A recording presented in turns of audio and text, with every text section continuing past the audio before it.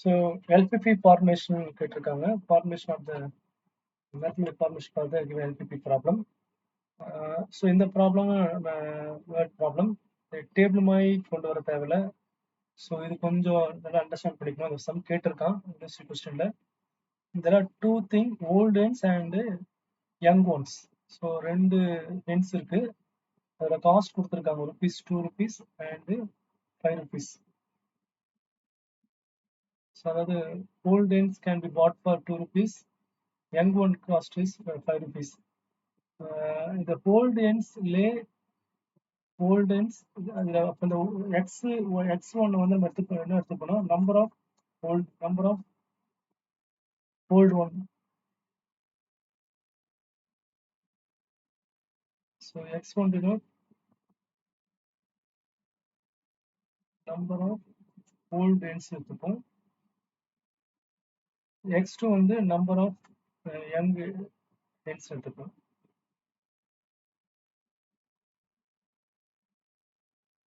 Okay. So இந்த question நம்ம கொஞ்சம் கேர்ஃபுல்லா தான் போடணும்.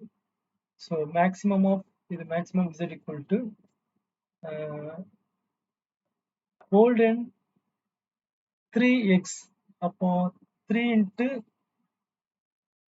x1 plus young வந்து ஸோ ஓல்டு வந்து 3x வீக்லி போடுதான், young one வந்து 5x தான். அப்போ 3x1 5x2 இன்ட்டு இதோட ப்ராஃபிட் கொடுத்துருக்காங்க பாருங்க. ஈச் எக் பீயிங் ஒர்த் எவ்வளோ ஒர்த்னா 30 பைசா. ஸோ இது இன்ட்டு 30 பைசானா இன்ட்டு 0.3 ஃப்ரண்ட்ல போட்டுக்கோங்க. ஓகே, இது அதாவது so number of egg number of old age into 3 plus 5 into x2 into அந்த அதோட worth 0.3 minus N cost rupees per week to feed பண்றதுக்கு 1 ரூபி அவங்க வந்து ஹென்னுக்கு யூஸ் பண்றாங்க. அப்போ அந்த ஹென் x1 பிளஸ் x2 ரெண்டுத்தையும் ஆட் பண்ணி இன்ட்டு இங்க 1 போகணும். ஸோ இது கொஞ்சம் டிஃபிகல்ட்டான கொஸ்டின். பட் கேட்டாங்கன்னா 5 மார்க் 10 மார்க் கேட்ட கொஸ்டின் பேப்பர் கேட்டிருக்காரு. ஸோ இதை கேர்ஃபுல்லா இதை பார்த்தீங்கன்னா இது அப்படியே இல்லை, அதே சம் கேட்டாங்கன்னா. ஸோ ஃபர்ஸ்ட்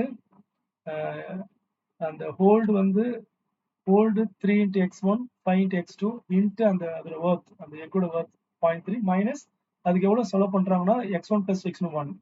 ஸோ இதை அப்படியே உள்ள மல்டிப்ளை பண்ணுங்க. மல்டிப்ளை பண்ணீங்கன்னா 0.9 x1 அடுத்து 1.5 x2 வரும். உள்ள அந்த 0.3 into 3 னா 0.9, 0.35 னா 1.5 x2. இந்த மைனஸ் ஒன் உள்ள மல்டிப்ளை பண்ணா -1 x1 -1 x2 வரும். 1 போகணும் தேவையில்லை. ஸோ இப்போ 0.9 x1 அடுத்து 1 அது சப்ராக்ட் பண்ணீங்கன்னா -0.1 x1 வரும். அடுத்து 1.5 x2ல லாஸ்ட்ல 1 x2 சப்ராக்ட் பண்ணா 0.5 x2 வரும். ஸோ இந்த ஈக்குவேஷன் தான் என்ன, மேக்ஸிமம் z. இதுதான் வந்து objective function. Okay, so next subject to the constraints. Subject to the constraints. இதுல பாத்தீங்கன்னா there are two things. அதாவது assuming that I cannot house more than 20 ends. அதாவது இந்த சப்ஜெக்ட் டு கன்ஸ்ட்ரைன்ட் லெஃப்ட் சைட்ல எழுதுறேன்.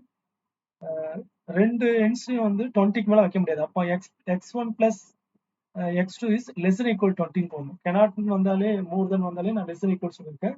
x1 plus x2 less than equal 20 so போடணும். அடுத்தது I have only 80 rupees to spend for ends. 80 rupees spend பண்றான்னு சொல்லியிருக்காங்க. Okay, ஃபர்ஸ்டோட cost எவ்வளோ, ஹோல்டோட cost 2 rupees, மேலே சர்க்கிள் பண்ணிக்க 2. அப்போ 2 into x1 plus 5 into x2 less than equal to 80 rupees போடுங்க. அந்த cost 2 into x1 5 into x2 less than equal to 80. அடுத்தது how many of each kind should I buy to give a profit more than 606 per week? So that means profit function அந்த objective ஃபங்க்ஷனை போட்டிருக்கலாம், அதான் profit. அந்த equation அப்படியே போட்டுட்டு so அதாவது இந்த அப்ஜெக்டிவ் ஃபங்க்ஷன் ரவுண்ட் பண்ற பாருங்க, அதை அப்படியே எழுதிட்டு ஸோ மோர் தென் என்ன சொல்லியிருக்கா, மோர் தென் அப்போ கிரேட்டர் ஈக்குவல் டு 6 போட்டிருக்காங்க ருபீஸ். ஸோ 80க்கு ஒரு ஈக்குவேஷன், 6க்கு ஒரு equation, 20. Okay, x1 plus x2 less than equal 20. 20 எண்ட்ஸ்க்கு மேல வைக்க முடியாது. அந்த காஸ்ட் வந்து 80 rupees ஸ்பெண்ட் பண்றான். அப்போ 2 into x1 5 into x2 less than equal to 80. அடுத்தது ப்ராஃபிட் ஃபங்க்ஷன் அந்த இசட் அப்சர்வ் அதை அப்படியே எழுதிட்டு கிரேட்டர் ஈக்குவல் டு 6 போட்டுக்கோங்க. ஸோ இதுதான் கன்ஸ்டைன்ஸ். இதுல வந்து x1, x2 is greater equal 0. So இதை கிராஃபிக்லி சால்வ் கேட்டாங்கன்னா 10 மார்க் கேட்டாங்கன்னா நீங்க கிராஃப் கேட்கறாங்க இல்லையோ ஃபார்முலேட் பண்ணிட்டு நீங்க கிராஃப் மெத்தட்ல சால்வ் பண்ணிடணும். இந்த 3 கன்ஸ்டைன்ஸை போட்டு கிராஃப் போட்டு சால்வ் பண்ணி ஆன்சர் போடுங்க. ஸோ இது கொஞ்சம் டிஃபிகல்ட் கொஸ்டின் கேட்டிருக்கா, கொஞ்சம் ரிவைஸ் பண்ணிக்கோங்க. தேங்க்யூ.